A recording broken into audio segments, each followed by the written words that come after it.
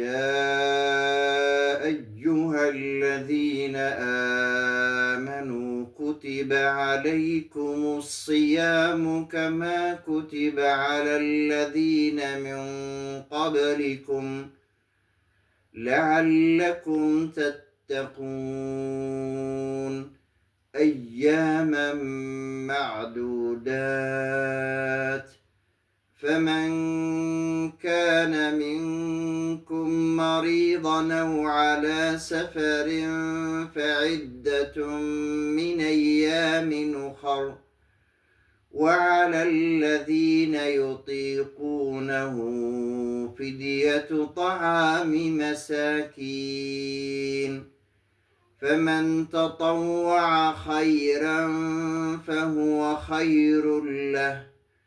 وأن تصوموا خير لكم